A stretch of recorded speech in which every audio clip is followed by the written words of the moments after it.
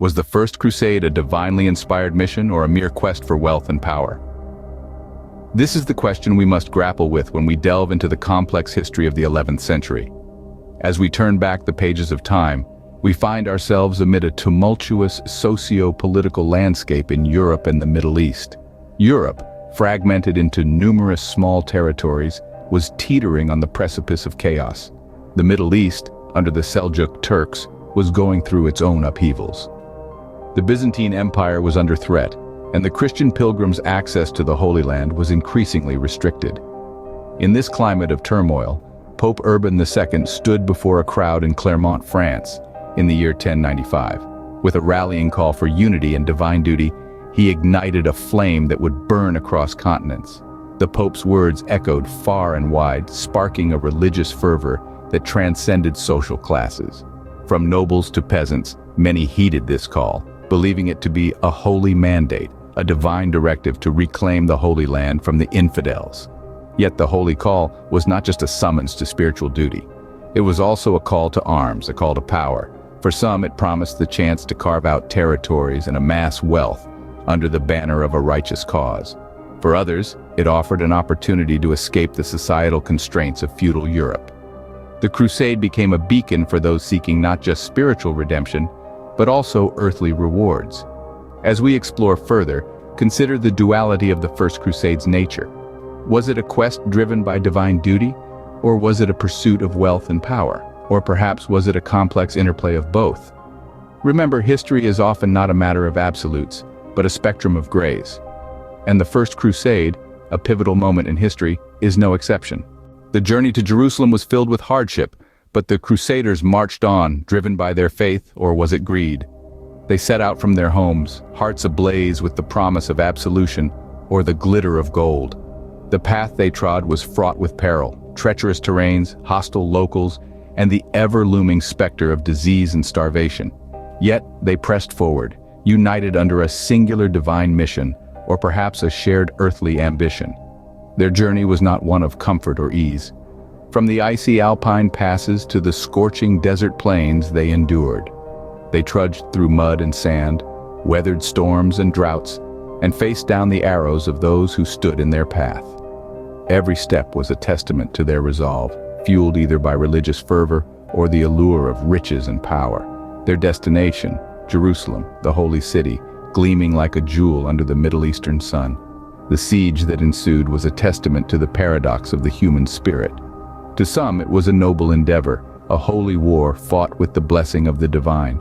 To others, it was a brutal assault, a testament to mankind's capacity for destruction and greed. Jerusalem, a city of faiths, was besieged. The walls, once a symbol of divine protection, were pounded by the engines of war. The air was thick with the cries of the faithful and the clash of steel. The holy city was engulfed in smoke and fire. Its streets ran red with the blood of the innocent and the warrior alike. The city fell. The Crusaders, whether driven by piety or avarice, had claimed their prize. Jerusalem, the city of peace, had been taken by force.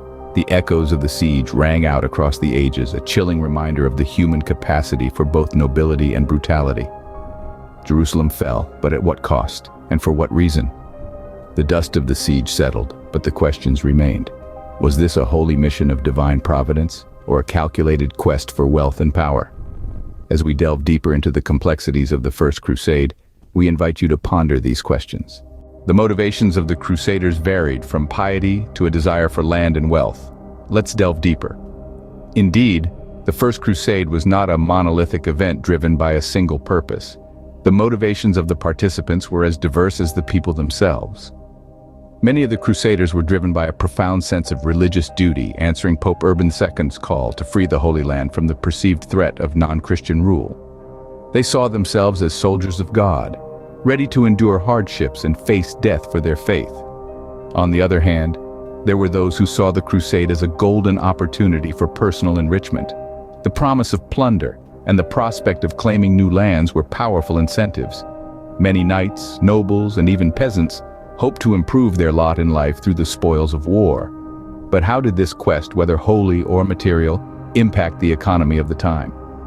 The First Crusade had significant economic repercussions.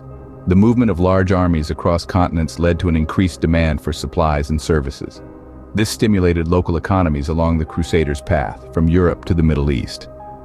The capture of cities, especially the wealthy port city of Antioch, opened up new trade routes between the East and West. Exotic goods, spices, silks, and precious metals started to flow into Europe, enriching merchants and spurring economic growth. The Crusaders themselves were often rewarded with land and titles in the newly established Crusader states, providing them with wealth and status. Moreover, looting was a common practice during the siege of cities. The spoils of war included not just gold and silver but also valuable religious artifacts. These items were brought back to Europe, where they were sold or used to adorn churches and castles, further contributing to the economic impact of the crusade. The spoils of war were plentiful, but was this the intent or just a fortunate consequence? As we delve further into the legacy of the First Crusade in the next segment, let's keep this question in mind. The First Crusade left an indelible mark on East-West relations and continues to be a topic of debate. This monumental event has shaped the course of history, its ripples spreading far and wide, shaping perceptions and fueling conflicts even after a millennium. The long-term impacts are indeed profound.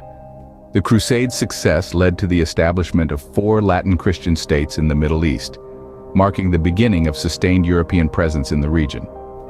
These states, often referred to as the Crusader states, served as beachheads for further crusades, influencing the dynamic between Christianity and Islam for centuries to come. The First Crusade also left a significant imprint on the relationship between the eastern and western branches of Christianity. The schism between the two had deepened, and the sacking of Constantinople during the Fourth Crusade further strained the relations, leaving scars that are yet to fully heal. Historical interpretations of the First Crusade are as varied as the motivations that drove it. Some view it as a righteous endeavor, a response to Islamic aggression, while others see it as an opportunistic land grab, cloaked in religious fervor. This dichotomy in interpretation reflects the complexity of the event itself, a blend of the divine and the profane. Moving into the realm of modern reflections, the First Crusade, like many historical events, is viewed through the lens of contemporary values and beliefs. It is a mirror reflecting our understanding of religious conflicts, imperialism, and cultural clashes. Historians continue to unravel its complexities while religious leaders and the public grapple with its enduring legacy. There is no denying that the First Crusade was a watershed moment in history, a confluence of faith, ambition, and the human desire for power and wealth. It is a tale of extraordinary courage and shocking brutality, a saga that has been etched into the annals of history. The echoes of the First Crusade still reverberate today, a testament to its profound impact. As we continue to analyze and interpret this event, we are reminded of the complexity of human motivations and the far-reaching effects of our actions. The First Crusade, a holy mission or a quest for wealth and power? The answer may not be as clear-cut as it seems. As we've delved into the events of the 11th century, we've seen that the First Crusade was a complex tapestry of motivations, actions, and outcomes. We journeyed back to a time of religious fervor ignited by Pope Urban II's call to arms. We walked in the shoes of the Crusaders as they traversed challenging terrains, driven by piety and perhaps the prospect of wealth and land. We stood at the gates of Jerusalem, witnessing the stark contrast between noble acts and brutal conquests. We explored the motivations of the Crusaders, ranging from the deeply spiritual to the decidedly material. We discovered that for some, the Crusade presented an opportunity to amass wealth and power, shaping trade routes and economies in its wake. We considered the enduring legacy of the First Crusade, its impact on East-West relations, and the varied interpretations it has garnered over the centuries. We reflected on how this historical event is viewed today, through the lenses of historians, religious leaders, and the public. The First Crusade was not just a singular event, but a moment in history that encapsulates the duality of human nature. It was a crucible where faith met ambition, where piety clashed with greed, and where the desire for salvation intertwined with the quest for earthly riches. As we journeyed through history, we've seen that the First Crusade was a complex tapestry of motivations, actions, and outcomes.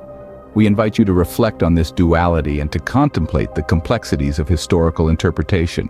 We invite you to share your thoughts in the comments. Do you see the First Crusade as a holy war or a quest for wealth? Or perhaps a bit of both? the answers may be as diverse and complex as the crusade itself.